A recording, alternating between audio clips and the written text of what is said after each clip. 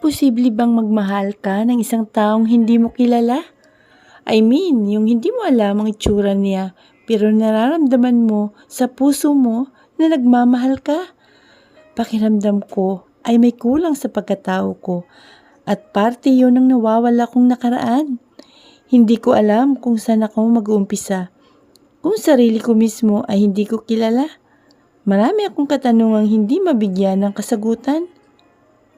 Nagising na lang ako isang araw na parang isa akong bata na walang muwang sa mundo, kung saan ako pala'y nakatakda ring magulang sa sarili kong mga anak.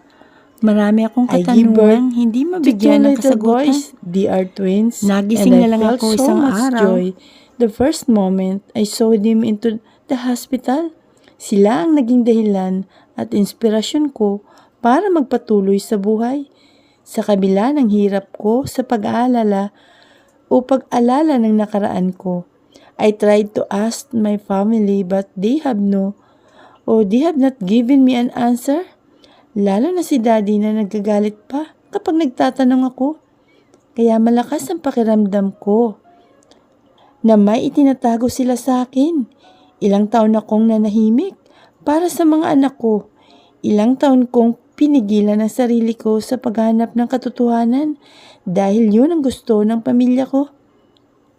Hindi ko alam kung ako lang ba ang nakakapansin o talagang sinasadya nilang ilayo ako sa kanila na mismong pamilya ko. They never asked me to live with them in Japan. That's why I stayed silent in England with Levi, a friend of mine.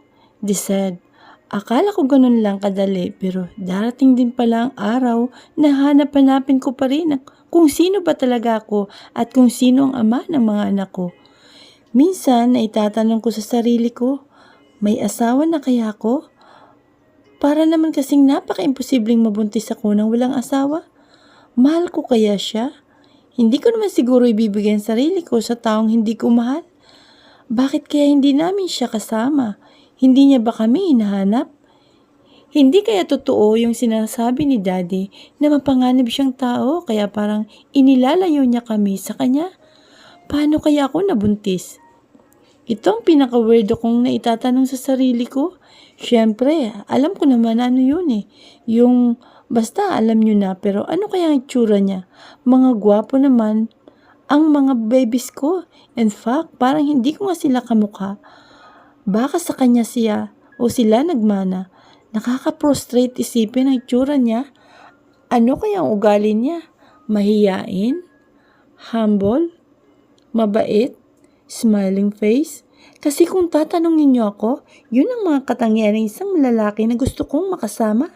Hindi ko naman siguro gugustuhin makipagrelasyon sa isang masungit at hindi marunong umiti. Ang sinabi lang ni Levi ay sa Pilipinas ako nakatira bago kami nauwi sa England ng mga anak ko.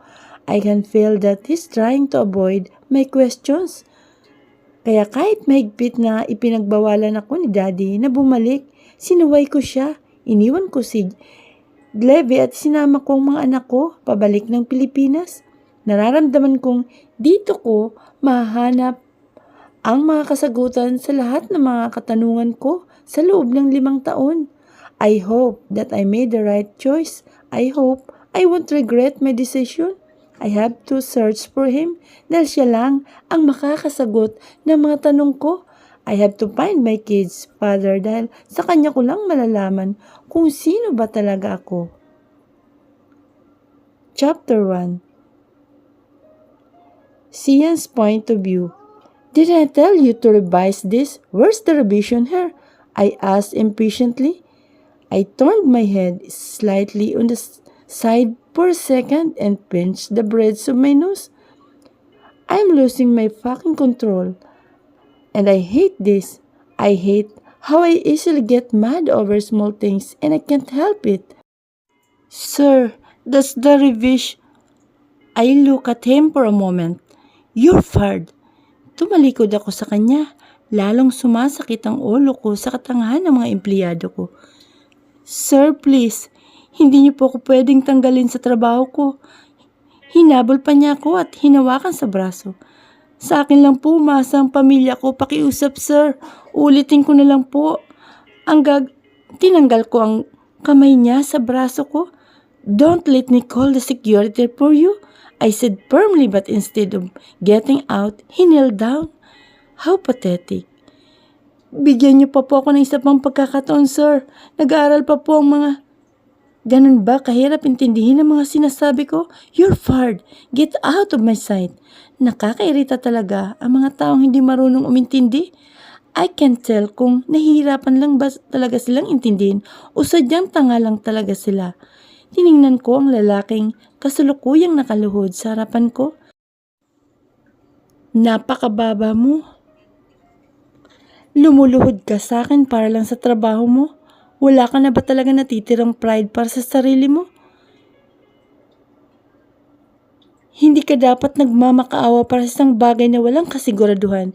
Isang bagay na minsan mo na nga lang gawin, wala pang patutunguhan. Paano ba to makakasiguro na babawiin ko ang sinasabi ko dahil lang sa nagmamakaawa siya? Walang utak. Alang-alang sa pamilya ko, sir. Kaya ko to ginagawa. Kaya ako nagpapakababa. Hindi naman masusuklian ang kakarampot kong pride ang mga ngiti nila. Pamilya? Pumikit na lang ako bago pa tuluyang mabawi ang mga salita ko. It won't change my decision. Nagdalawang isip ako sa sinabi niya pero pinigilan ko ang sarili ko. Ayoko maging kahinaan ng bagay na yun. Tama nga sinasabi nila, wala kayong puso. Wala kasi kayong pamilya na inaalala kaya hindi nyo alam ang pakiramdam ng isang pamilyadong taong katulad ko. Wala kayong anak kaya hindi nyo alam ang pakiramdam ng isang ama na nagnanais lang ng magandang buhay para sa kanyang mga anak. I heard his fading footstep before hearing the door close. You don't know a single thing, I whispered. Wala silang alam sa pinagdadaanan ko. Wala silang alam kung gaano kasakit ang mawala ng asawa at anak. Kung sanang hindi ko iniwan mag-isa noon, malamang kasama ko pa sila ngayon. Masaya sana kami. Hindi sana ganito kamiserable ang buhay ko. Don't you miss me, my wife? Masaya ba kayo dyan ng baby natin? Nahagip ng mata ko ang litrato na nasa table ko. Kinuha ko ito at pinagmasdan. She may be not her physically but she never left my heart. Siya lang ang laman nito mula noon hanggang ngayon. Pero alam kong kahit na pagbalik-baliktarin ko man ang sitwasyon, she would never come back. And that's the painful truth that I can't fucking accept. Mahirap ang kalimutan ka, Amber, pero susubukan ko. Alam ko naman kung paano ako magsisimula nang wala ka. Ang problema ko lang ay ayoko. I don't want to restart my life without you. But do I even have a choice? Siguro napapagod ka na rin na panoorin lahat ng kagaguhan ko simula nang mawala ka. Kaya alang-alang sa iyo at sa anak natin, aayusin ko ang sarili ko. I will try to open my heart again but I won't promise you to give it to others. Sa iyo lang nakalaan ang puso ko. I picked my phone and dialed her number. Yes, where are you? Bakit? May kailangan ka ba? Let's have a lunch. I'll fetch you in 10 minutes. Third person point of view. Mabilis na nag-ayos ng kanyang sarili. Si Kim at kahit nasa kalagitnaan siya ng meeting ay tumayo siya at umalis sa harapan ng mga board members na kasama niya. Ikaw na munang bahala dito ha. Importante lang talaga to. Bilin niya sa kanyang sekretarya. Yes ma'am. Just call me in case of emergency. Wait, wag na wag mo pala akong tatawagan. Sisiguraduhin mong hindi mo ako istorbohin ha. Okay po. Makikipag-date ka lang po niyan. May pa-emergency ka pa po. Nalalaman ma'am. Nagrereklamo ka. Naku, hindi po ma'am. Alam ko naman po kung gaano ka-importante ang kasama niyo. Mas importante pa po kesa sa mga investors po natin. Ako ba yung pinaparinggan mo? Tinatamaan po kayo, ma'am? Pero syempre, hindi po kayo yun. Enjoy your day po. Promise, hindi ko po kayo tatawagan. Kahit na sa mismong masunog pa po ang kumpanya nyo. Inirapan niya lang ito bago umalis. Pagkalabas niya ng opisina ay sumalubong agad sa kanya si Christian na nakasandal sa kotse nito at naka-shades pa dahil sa tirik na sikat ng araw. Napalunok pa si Kim na maglakad palapit sa kanya. Si Christian animoy isang modelong lumabas mula sa isang magazine. Hindi niya talaga may pagkakaila ang paghanga sa binata, lalo na sa tindig pa lamang nito ay halos malaglag na ang mga panga niya. Nag-iba yatang ihip ng hangin. Anong nakain mo? Mr. Sian, agad niya tanong dito kay Christian pagkalapit niya rito. Che, just eaten. Sagot lang nito at saka pumasok ng kotse. Hindi naman lang siya nito pinabuksan ng pintuan, ngunit dahil alam na niyang hindi ugali ni Sian ang magpaka-gentleman sa kanya, ay hindi na siya nagreklamo pa. Wala ka talagang kaswitan sa katawan?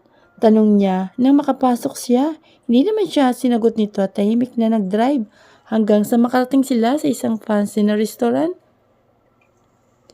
Napapailing na lang si Kim sa trato sa kanya ni Sian.